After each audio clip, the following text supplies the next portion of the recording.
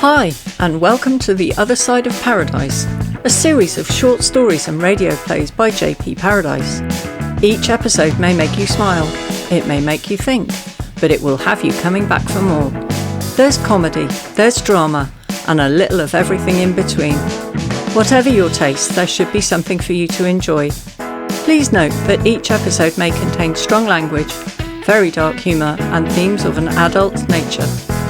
So wherever you are, whatever you're doing, let us entertain you for a few minutes. Sit back, relax, and lose yourself in this episode. Garden produce.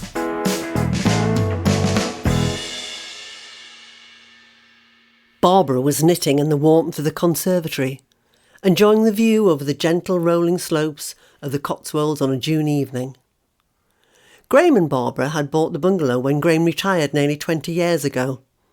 It was what they had both been saving for most of their working lives, an idyllic little home in a sleepy village where they could while away their remaining years.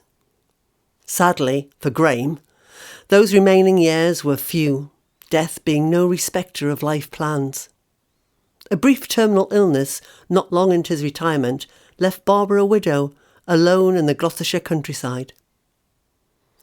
To begin with, Barbara used to visit Graham's tiny plot in the grounds of the crematorium on a weekly basis. The crematorium was 12 miles away, in Gloucester, and for someone who had never learned to drive, it was quite an expedition to get there every Thursday. Her friend Dorothy used to drive Barbara into the nearest town, and then she'd catch the bus to Gloucester, getting the bus and a taxi back. When Dorothy had a stroke, that put an end to the lifts. So instead of going weekly, Barbara tried to get to the crematorium whenever she could. In the end, the experience was proving so stressful that she finally just stopped going. Barbara was knitting a cat. An odd choice because she despised the furry little monsters. The garden was her pride and joy. During the spring and summer months, she could be found during most daylight hours tending to the flowers, pruning the shrubs, trimming the immaculate lawn and lovingly nursing Graham's vegetable beds that she felt duty-bound to keep. Graham had been a very competent vegetable gardener, and they'd rarely needed to visit a greengrocer. Barbara, whilst not quite having Graham's knack when it came to vegetables, nevertheless was able to produce more than she could consume, and gave quite a lot away to friends and neighbours. The constant fight against slugs, snails, aphids and other garden pests she could cope with, but what she was not prepared to tolerate were cats digging up her begonias, scratching up the lawn and planting their stinky packages around the potatoes. She had devised all sorts of measures to get rid of the blighters. Sprinkler systems, lion dung, a series of hidden speakers playing recordings of vicious dogs. None of these had proved successful, and so she had resorted to other methods. So it was indeed a surprise to her that she found the pattern in the book so adorable. Barbara wasn't sure for whom she was knitting it. The couple had not been able to have children, so there were no grandchildren or great-grandchildren to knit for. Perhaps it was for herself. Yes, that would be it. Something to sit on the pillow at night and listen to an old woman's grumbles. Her reverie was interrupted by the doorbell. "Whoever can that be?" Barbara muttered to herself as she made her way to the front door. She put the safety chain on, can't be too careful, and opened the door as far as the chain permitted. A middle-aged woman stood there looking worried. Her eyes were reddened as though she'd been crying. Barbara slipped the chain off and opened the door fully.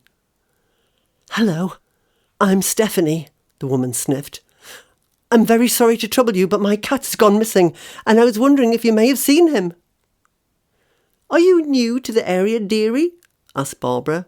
She hadn't seen the woman before. "Newish, I suppose. Been here a couple of months now. Moved into Sinterford Rise around Easter."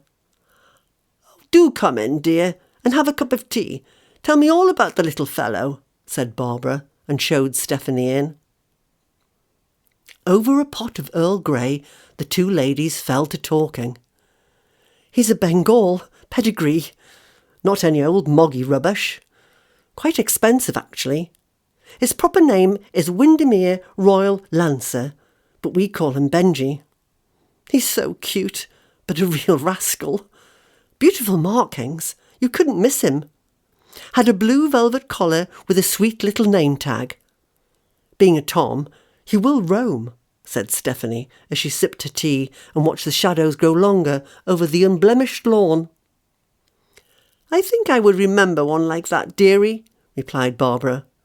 A blue velvet collar, you say? Yes, that's right. I'm so worried about Benji. He roams but always comes home again. He's been gone over 48 hours now, most unlike him. Oh, that's terribly upsetting for you, but I'm sure he'll show up eventually.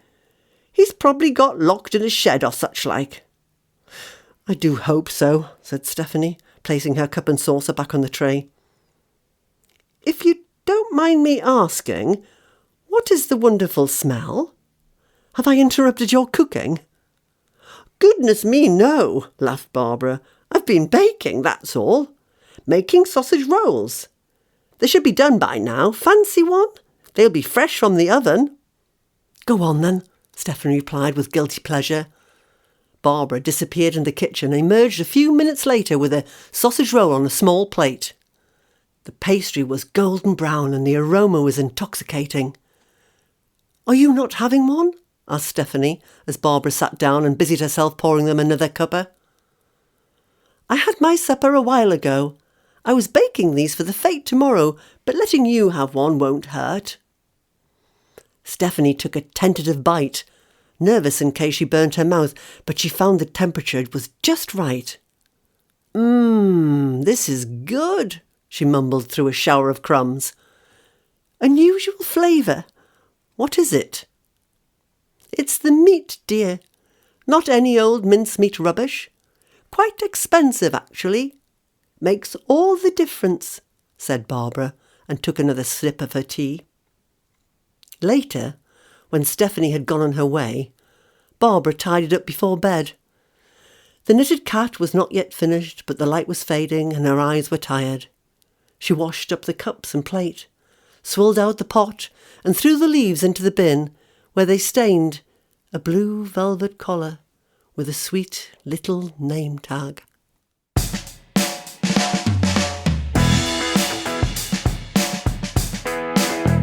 That was Garden Produce, written by JP Paradise and performed by Wendy Withers.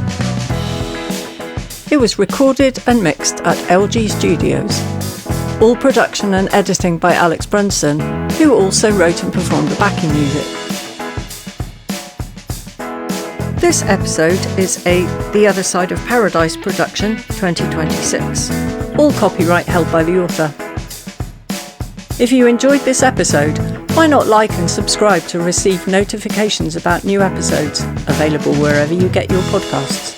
If you really enjoyed it, why not give us a review and share the podcast with your friends, family, and complete strangers? And most of all, thank you for listening.